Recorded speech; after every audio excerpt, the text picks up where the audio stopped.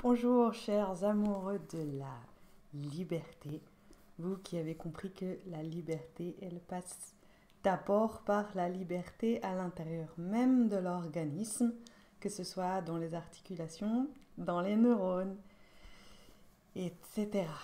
Alors, je reviens avec ce livre, Le style oral. Donc, je ne sais pas si vous regardez cette vidéo parce que vous cherchez des solutions pour votre remise en forme ou si vous êtes plutôt en phase de peaufiner des, des performances. C'est juste un plus c'est une espèce de source d'inspiration, de quelque chose pour ouvrir, ouvrir des perspectives. Voilà. Donc j'ai lu hier dans la vidéo 1 des extraits de la quatrième de couverture.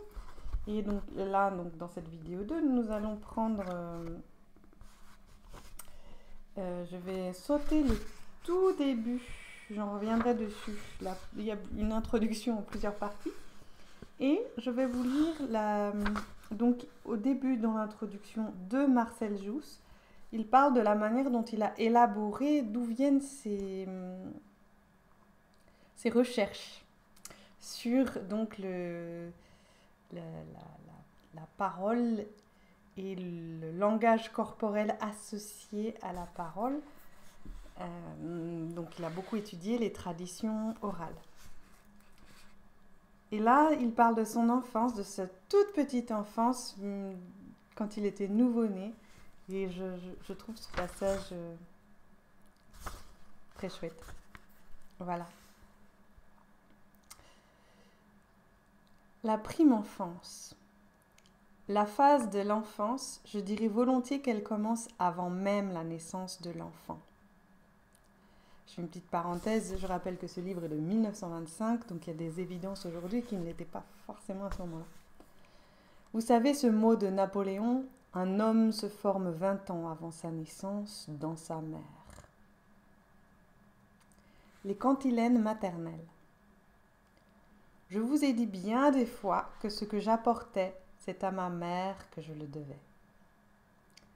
C'est vraiment grâce à la formation linguistique et j'allais dire expérimentale de ma mère que je peux apporter quelque chose de nouveau.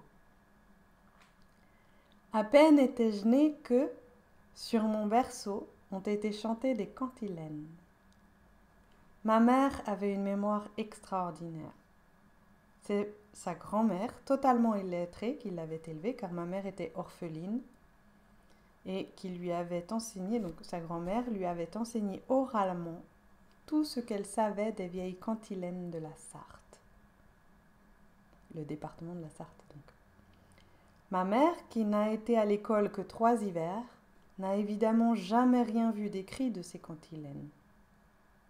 C'est au bercement de cette cantilène... Oh, pardon, je redis. C'est au bercement de ces cantilènes que je me suis éveillée à la conscience, et quand je me laisse aller à moi-même, ce sont ces premiers bercements que j'éprouve en moi. C'est assez curieux de constater combien ces premières rythmisations peuvent avoir d'influence sur une vie entière. Si je suis aussi hypersensible à toutes ces questions de rythme, je le dois certainement à cette formation avant même l'éveil de la conscience. Ces cantilènes qui m'ont bercé ont fatalement informé tout ce système infinitésimal que sont nos fibres réceptives. Voilà, je crois, où j'ai pris cette sensation du rythme balancé. Cette sensation de bercement, je l'éprouve encore lorsque je vous parle. Je ne dis pas que je le mets bien en pratique, mais ce qu'il y a d'imparfait vient de moi, ce qu'il y a de parfait vient certainement de ces bercements de toute mon enfance. Malgré moi, mes phrases se balancent et tombent correctement en conclusion parce que, dès ma prime enfance, j'étais habituée à ce bercement de la phrase qui se termine bien. Et là, je fais une petite parenthèse pour vous demander qu'est-ce qui vous a bercé dans votre plus tendre enfance?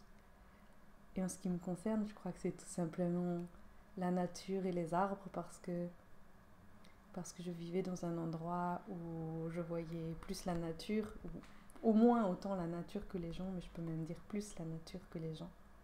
Et je sais qu'aujourd'hui, ça a un impact sur tout ce que je fais. Alors vous, c'est quoi qui vous a bercé et qui est encore là tout le temps finalement? Je continue.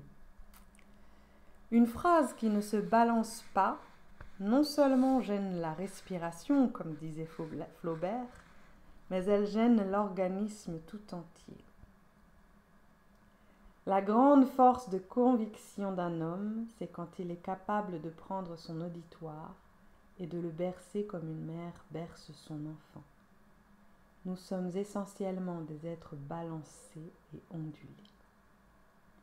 On a remarqué qu'il est toujours relativement facile de commencer une phrase.